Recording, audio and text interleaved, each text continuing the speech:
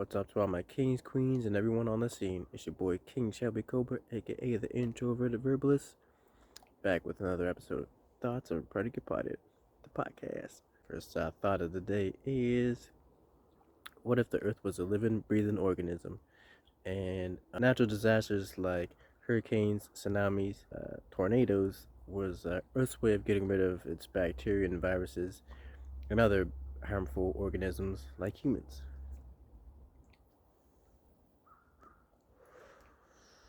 Yeah. So first off, if you smoke, pause the video, roll it up, and smoke one with your boy. Because you're gonna want to be open-minded and high for this, or at least for the second part. Because there's enough evidence to suggest that Earth is a living, breathing organism. You know, one is like the beautiful season that we're in now, fall or autumn, if you will. Well, the beautiful phase is pretty much over because all the leaves fell off the trees. The trees are pretty much naked now. So, which is kind of weird. You think, getting ready for winter, you think the trees would put on more leaves for protection, for more warmth from that cold winter. But I don't know.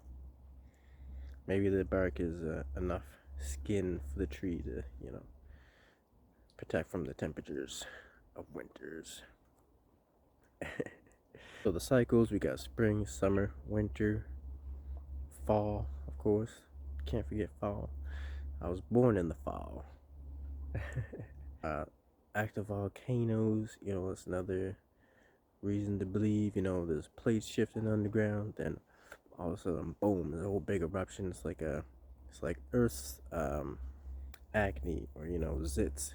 There's a big eruption, and then and then a whole new island is formed. You know, volcanoes create life in other ways. Acne doesn't, just embarrassment. But yeah, there's volcanoes, there's the water cycle, like evaporation. A nice sunny day like this, the water gets evaporated off the water surface, goes up into the air. Condensation, where the clouds start to form. Then there's precipitation, the rainfall, which apparently I just read that precipitation can't happen unless water vapors attach itself to dust or other impurities. It can't just condense by itself. It needs something else. Interesting for sure.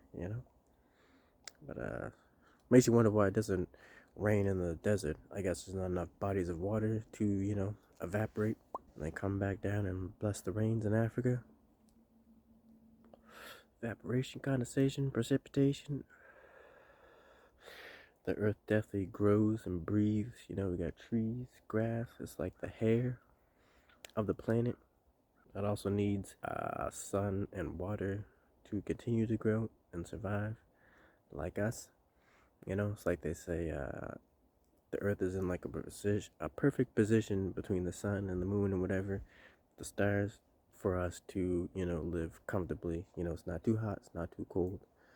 Except for some places in the winter, it's cold as fuck. But, majority of the world, it's habitable for humans and other life on Earth.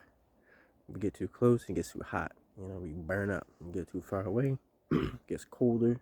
Snow, like Pluto. I told you I didn't forget about Pluto. Pluto's out there lonely, cold, afraid, in the dark, in the shadows. Yeah, so I believe that will happen to life of the planet, once it gets far away enough where, the sun can't sustain it. And we being the little organisms on the planet, I feel like we're supposed to be helping sustain it. I actually seen this documentary, or I never watched the documentary, I just seen a little quick video.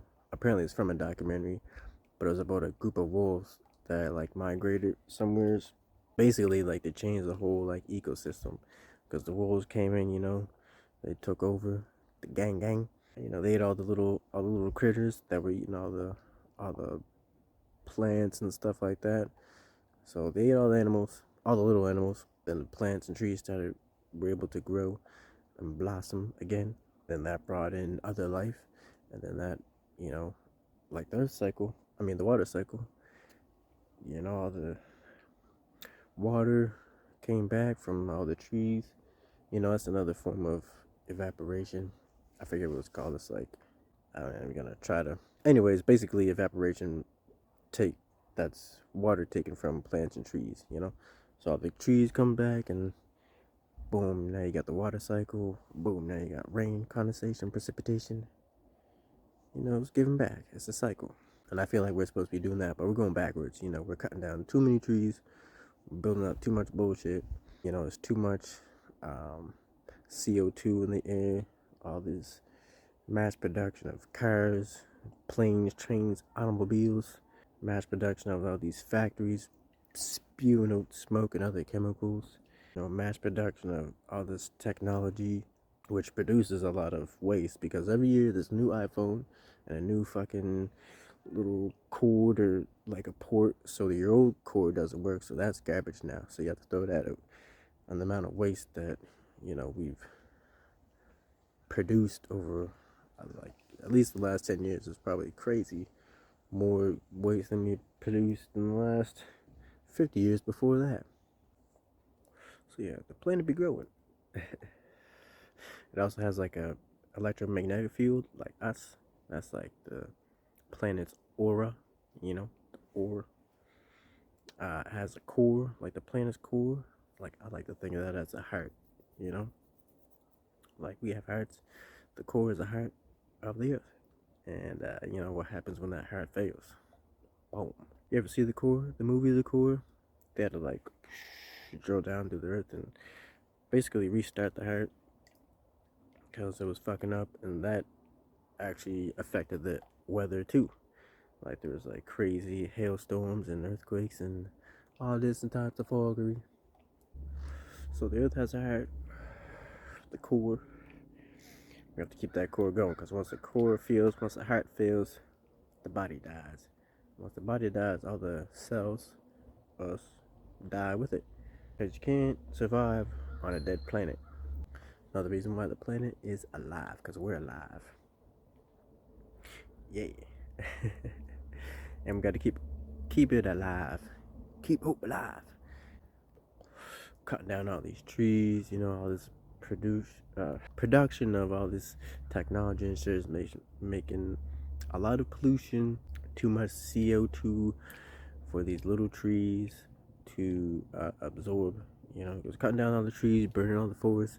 There's not enough trees to absorb all the CO2 being produced, which is fucking up the ozone layer. That's when you get shit like global warming, all different kinds of climate change. Stumbling on my words here, people. Which is a great example today. Like it's November the 4th. It's like 6 degrees out right now. Like last year, it was fucking snowing.